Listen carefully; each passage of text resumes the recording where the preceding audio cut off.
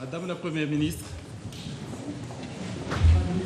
Monsieur le ministre de la Santé, Monsieur le ministre délégué aux Outre-mer, Monsieur le préfet, Madame et Messieurs les parlementaires, Madame la conseillère économique, sociale et environnementale, Messieurs les maires, Mesdames et Messieurs les conseillers départementaux, chers collègues, Messieurs les présidents des intercommunalités, Messieurs les présidents des chambres consulaires, Mesdames et Messieurs, tout protocole respecté.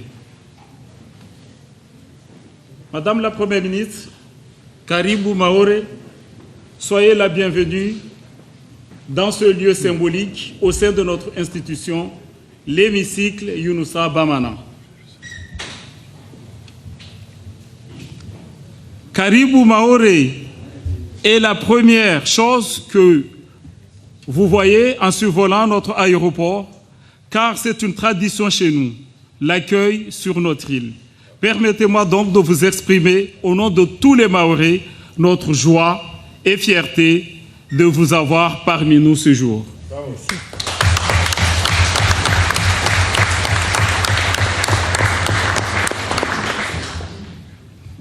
Pourtant, je ne puis continuer mon propos sans vous dire que je m'exprime ce jour avec le cœur lourd, Madame la Première ministre. Notre actualité est délétère. Chaque jour, les voyous qui sévissent sur ce territoire franchissent des limites qui dépassent tout entendement. Nous ne sommes pas face à des petits délinquants de quartier, mais des bandits organisés prêts à tout. Nous saluons les efforts des forces de l'ordre, mais nous voyons toutes les limites de l'exercice. Madame la Première ministre, il faut un bouchon d'eau sans délai. Mais plus que cela, nous vous demandons de décréter l'état d'urgence sécuritaire sur l'île. C'est la seule voie pour retrouver un semblant de vie normale sur ce territoire, une vie qui nous a été confisquée depuis bien longtemps.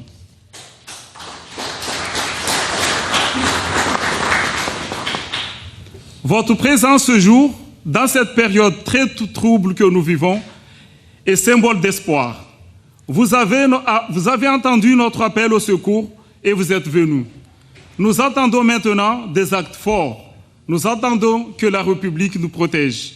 Est-ce trop demandé? Parfois, nous avons ce sentiment d'être des sous-Français. Vous conviendrez que cela est inconcevable. Je sais, Madame la Première ministre, que vous êtes une personne de parole. Vous m'aviez promis d'aider notre collectivité à retrouver l'équilibre financier lorsque nous sommes vus dans vos bureaux au mois de mai dernier. Vous avez tenu parole.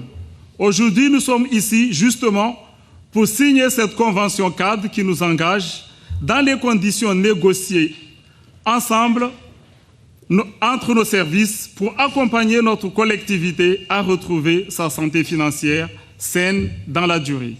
Je vous fais part de ma gratitude la plus profonde et sincère.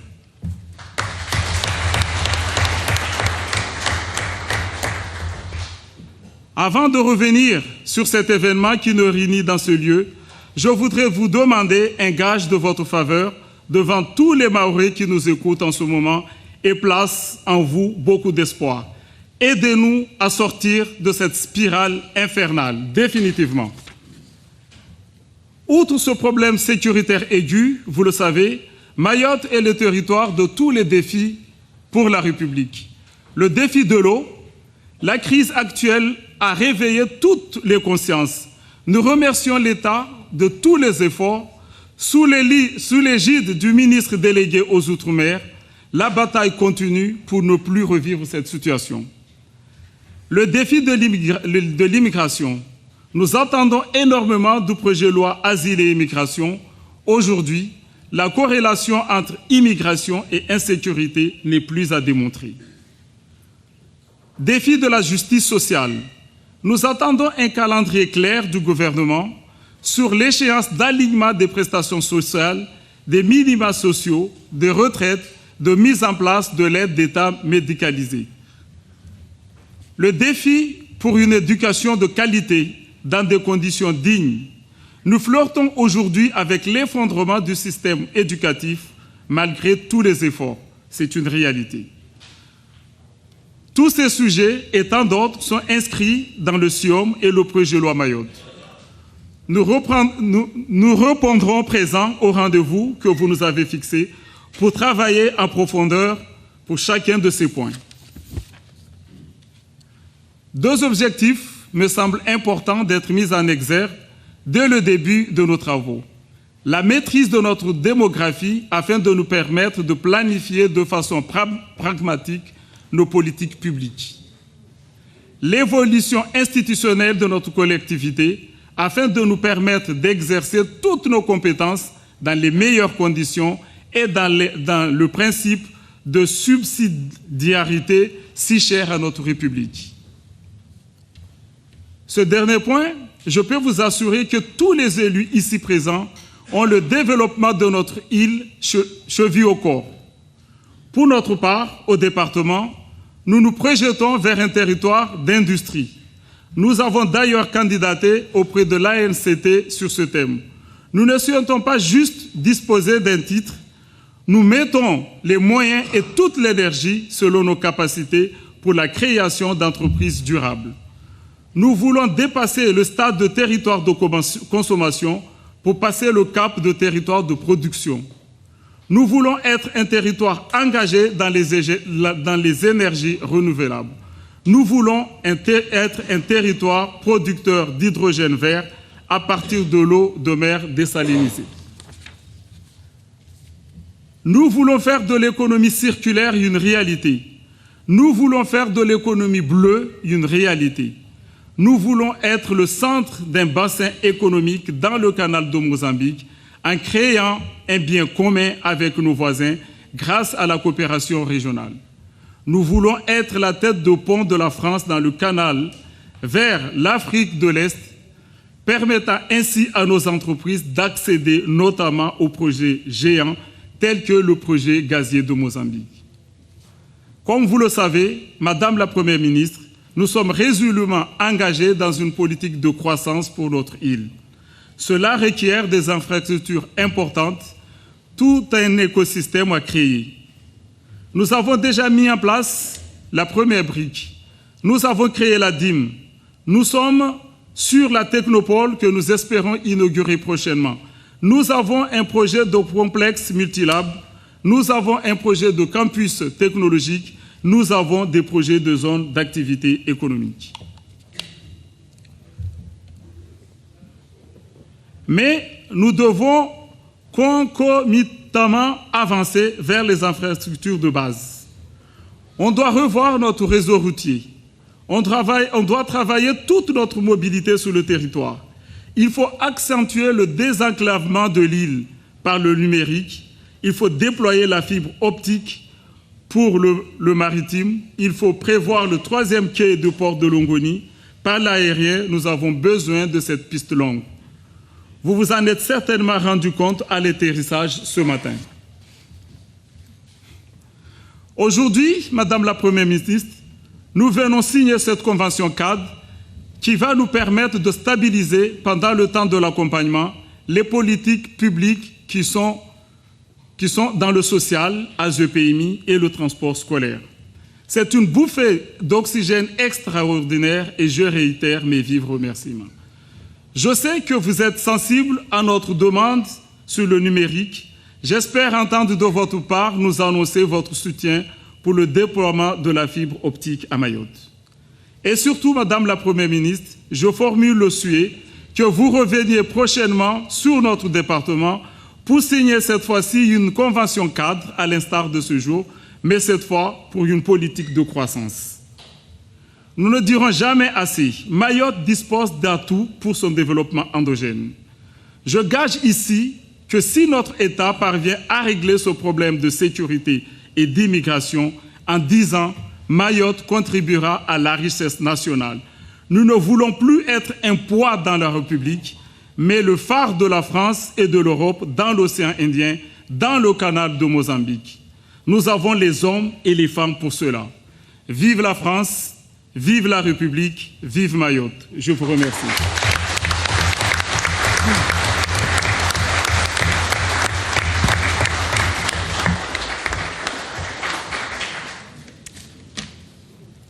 Messieurs les ministres, monsieur le préfet, Madame et Messieurs les parlementaires, Monsieur le Président du Conseil départemental, Messieurs les maires, Mesdames et Messieurs les élus, Mesdames et Messieurs, Mayotte, c'est une culture, des traditions, ce sont des paysages et une biodiversité exceptionnelle. C'est le dynamisme des Mahoraises et des Mahorais. Mais Mayotte, je le sais, et vous l'avez rappelé, ce sont aussi des défis immenses et des difficultés graves. Je pense aux défis migratoires, à la question de la sécurité, au logement ou encore à la santé et à l'éducation.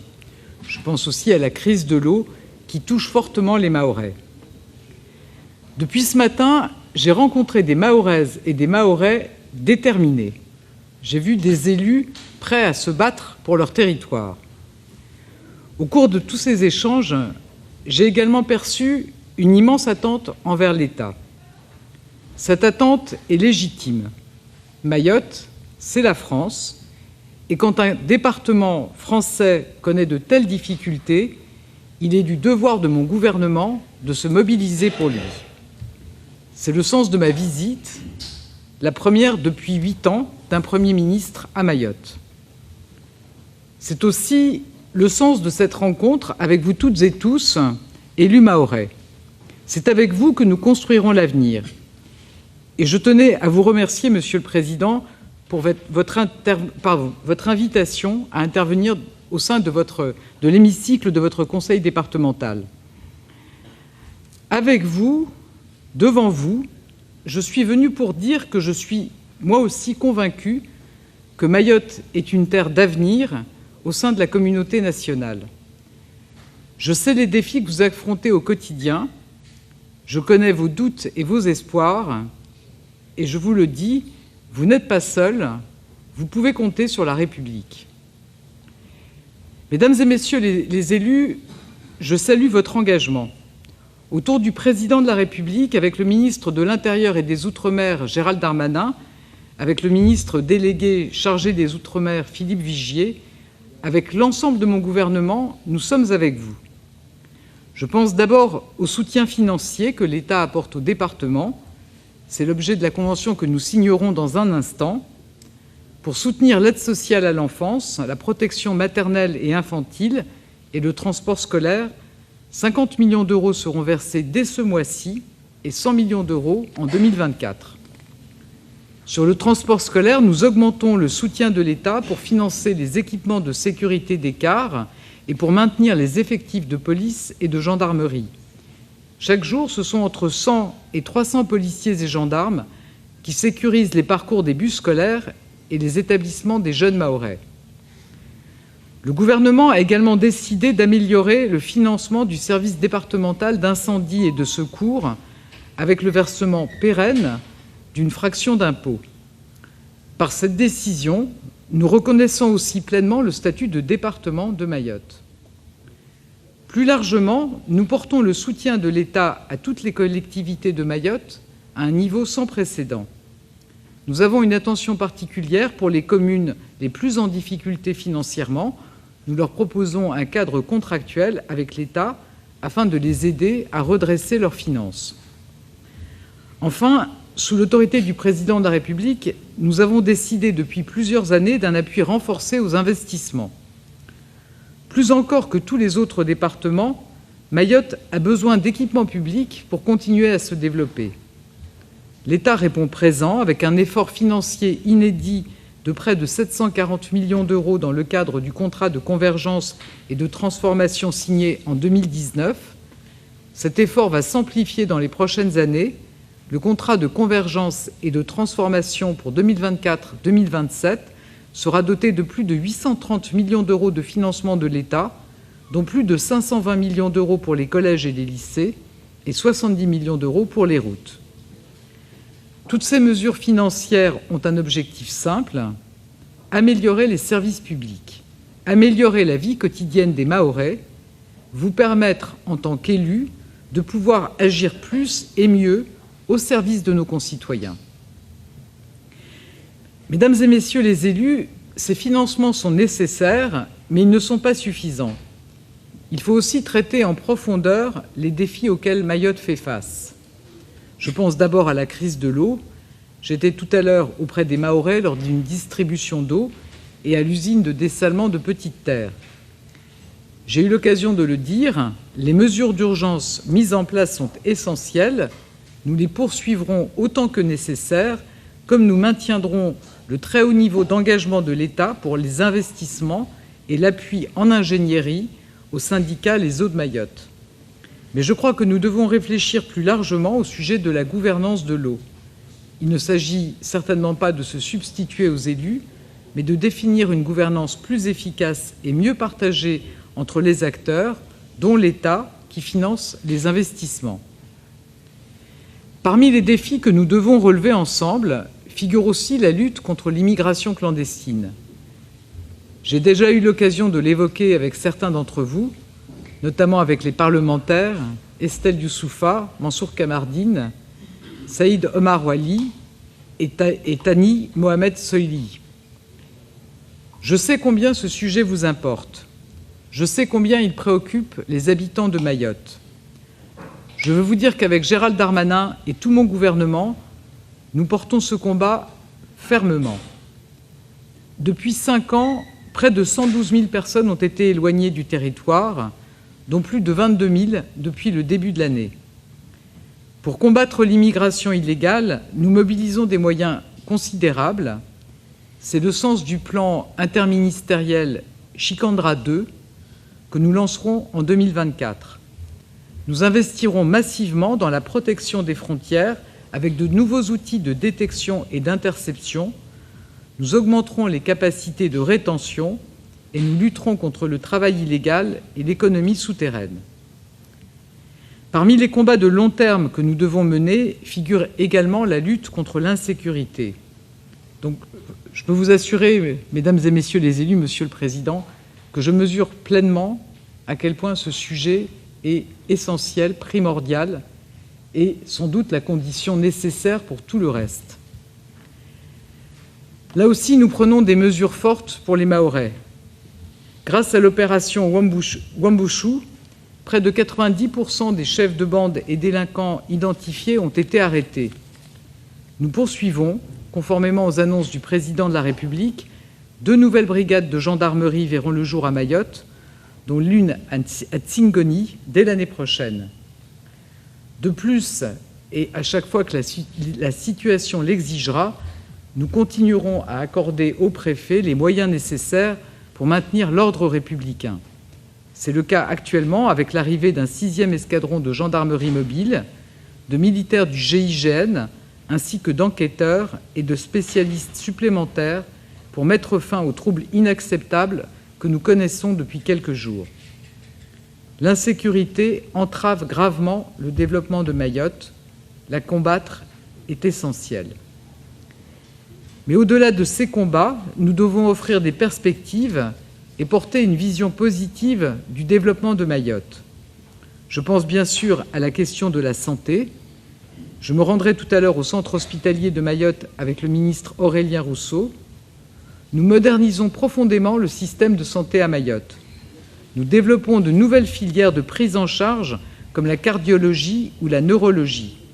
Nous structurons mieux la prise en charge de la santé mentale. Concrètement, cela se traduira par plus de 240 millions d'euros de financement de l'État pour une modernisation profonde du centre hospitalier de Mamoudzou. Nous construirons également un second centre hospitalier à Kombani, conformément aux engagements du président de la République. De plus, nous investissons pour que de nouvelles formations voient le jour, ici, à Mayotte, en particulier pour des infirmiers. Nous finançons également des structures médico-sociales pour les personnes handicapées et je vous annonce que 22 millions d'euros vont être attribués à Mayotte dans le cadre du plan de rattrapage piloté par la ministre chargée des personnes handicapées. Au total, c'est plus de 500 millions d'euros qui seront investis pour la santé et le secteur médico-social dans le département.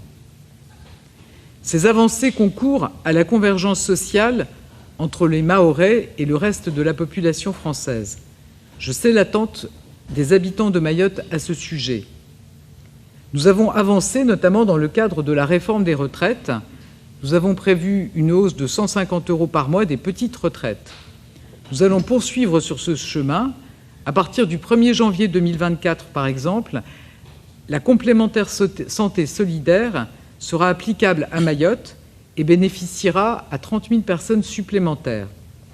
Nous déployons également progressivement les aides de la CAF pour la garde d'enfants.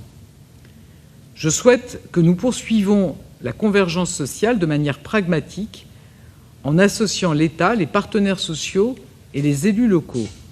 Des chantiers importants nous attendent, la convergence du SMIC ou la question des cotisations et des prestations sociales, car l'un ne va pas sans l'autre. Les prochaines mesures de convergence pourront être intégrées naturellement dans le projet de loi sur Mayotte. Le développement de Mayotte, cela passe aussi bien sûr par une lutte pour la résorption des bidonvilles, pour l'aménagement et le logement. C'est l'objectif de l'opération d'intérêt national que nous lançons dans 3 communes, à Mamoudzou, Dembéni et Kungo, où je me trouvais tout à l'heure. Et je veux saluer l'engagement des maires des 3 communes. Le développement, c'est également offrir davantage de perspectives aux jeunes Mahorais, avec la création d'une université de plein exercice à compter du 1er janvier 2024. Mesdames et messieurs les élus, tous ces combats tendent en réalité vers une ambition majeure: réduire les fractures et les inégalités. C'est l'engagement que j'ai pris lors du comité interministériel des Outre-mer. Je sais que cette ambition est largement partagée parmi vous et le projet de loi sur Mayotte permettra de prendre de nouvelles mesures fortes pour y parvenir. Ce projet de loi, nous le construirons avec vous, en lien avec les élus, les partenaires sociaux et la société civile mahoraise. Nous allons le nourrir de nos échanges, de vos réflexions et de vos idées. Je pense notamment, Monsieur le Président Ossény, aux 120 propositions que vous avez adressées à Philippe Vigier. Je veux le dire clairement, nous voulons un projet de loi qui améliore vraiment la vie des Mahorais. Nous ne le présenterons pas sans votre soutien.